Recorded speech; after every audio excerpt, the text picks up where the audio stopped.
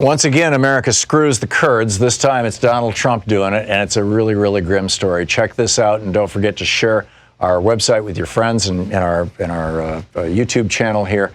Ding the bell, leave your comments, and subscribe. Why is Donald Trump allowing our allies, the Kurds, to be slaughtered? And I'm going to get into that in just a minute.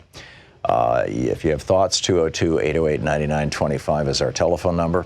In our second hour, we're going to get into how extensively has Trump radicalized our cops, our police forces. And in our third hour, Alfonso David is going to be with us, LGBTQ civil rights lawyer and advocate, president of the Human Rights Campaign. There's a lot going on that front, on the front of LGBTQ rights. And then, you know, Reagan's attack on the middle class and how this has led us directly into authoritarianism. But that'll be in our third hour. So to start, we have, I found one of the things I find fascinating about this. In fact, this whole thing with the Kurds is that Republicans are pushing back against Trump. But let me start at the beginning. Back before World War I, Kurdistan, the Kurds, at various times in history, have had their basically only their own country. It's Kurdistan, and it is partly in southern Turkey, partly in northwestern Syria, partly in or northeastern Syria, partly in northwestern Iraq. So you've got the Kurds basically after the Middle East was redrawn after World War I. The Kurds lost their country, or they lost their, but it's one people. They share a common version of Islam that's not crazed and radicalized like the Saudis. They share a common language, Kurdish. They view themselves as a people, and they have aligned themselves with the United States. Now, that's all kind of fine from our point of view when they were useful. But Erdogan in Turkey does not like the fact that the Kurds in the south of Turkey are saying, hey, this should be our own country. And Assad in Syria doesn't like the fact that the Kurds in northeastern Syria and eastern Syria are saying, hey, we should be part of Kurdistan. And going all the way back to Saddam Hussein, the Iraqis don't like the fact that the Kurds in northwest Iraq are saying we'd like to be part of Kurdistan. Strangely enough, during the Obama administration, there was a debate about what should we do about the situation with Iraq, and the guy who was saying what we should do is allow Kurdistan, to split off from Iraq and recommend to the Turks that they kind of free their Kurds and maybe even help support the Kurds in Syria. The guy promoting that idea was Joe Biden, but it's been floated in U.S. foreign policy for decades. And so in any case, the Kurds fought on our side against ISIS in Iraq, and the Kurds when ISIS created this caliphate in Syria and said, okay, this is the headquarters of the caliphate. This ISIS is now a multinational, or now a national entity that spans several countries. We went to the Kurds and said, help us kick out ISIS and we'll protect you. This was the deal we made with them, because they were being attacked, from the south and east by Assad, because they live in northwestern Syria. They were being attacked, by Assad, and then they also had the threat that Erdogan, the now dictator of Turkey, since that military coup, he's basically taken over, rewritten the Constitution. He's president for life, which is what Trump wants to do here.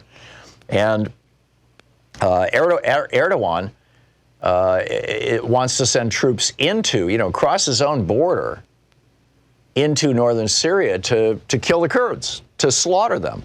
And by the way, 10,000 Kurdish troops, these are the Peshmerga, 10,000 Kurdish troops died fighting on our behalf with our weapons and our people, supporting our troops to destroy ISIS in Syria.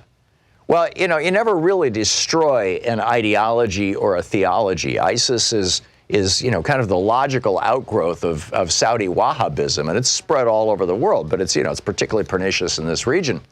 And so what's going to happen is if Turkey goes in and slaughters the Kurds, ISIS is simply going to reappear, bigger and better than ever.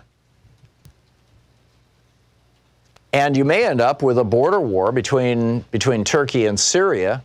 And, of course, Turkey is part of NATO, which brings the NATO alliance into it. And Syria is aligned with Russia. And a battle between Russia and NATO could spill over into Ukraine, where NATO is on the western border of Ukraine. Russia's on the eastern border of Ukraine. Moving Ukraine into being a nation, into being a NATO power, I think would be the thing that would probably push President Putin off over the edge. This is a disaster in the making. I mean, this is truly an amazing thing. It's and now you've got the interesting thing. Trump announced this overnight, and the Kurds came out and said, "Okay, we've been stabbed in the back." I mean, this is from the BBC.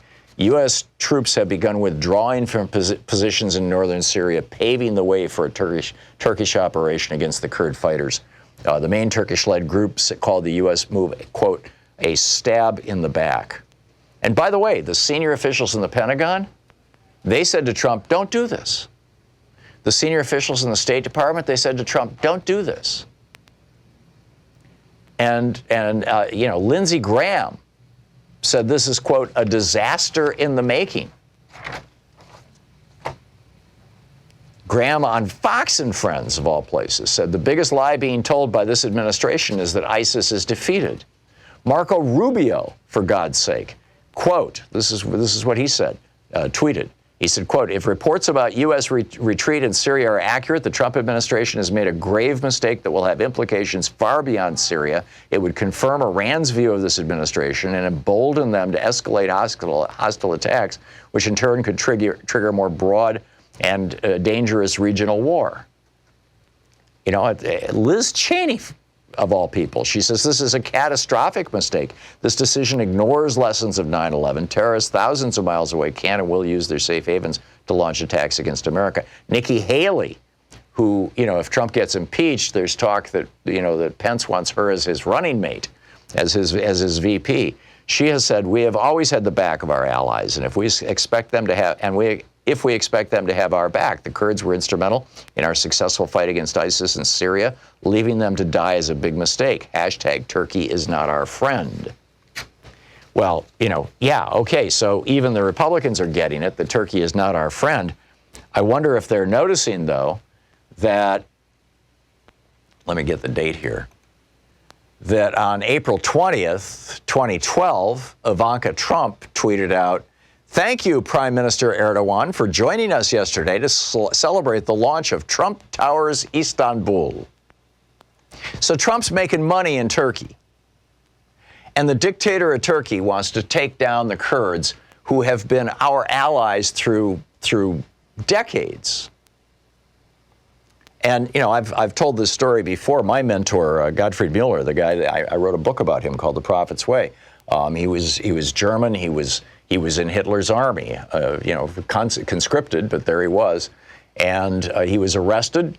He was parachuted early in World War II. He was parachuted into southern Kurdistan, northern Iraq at the time, and taken prisoner.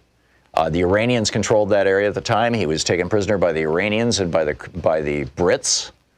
And the Iranians had sentenced him to death by hanging, and the Brits had sentenced him to death by firing squad. And he spent the whole, the next 3 years every day thinking he was going to die. It's when he became a vegetarian, and he had all these extraordinary experiences. After the war, he went back to Germany and started building these, orphanages and things, trying to do penance for even just having been part of Hitler's army, even though he never killed anybody. But he was he actually designed the flag that the Kurdish independence movement is today using. My mentor, Godfried Mueller, and he spoke Kurdish, and he had been there in the late 1920s. He had bicycled down to Kurdistan. But in any case, it's like this. So I have some, history and knowledge of this area and these people too. And I think this is just mind-boggling. And, where are the Democrats in speaking out about this? I mean, we are stabbing an ally in the back.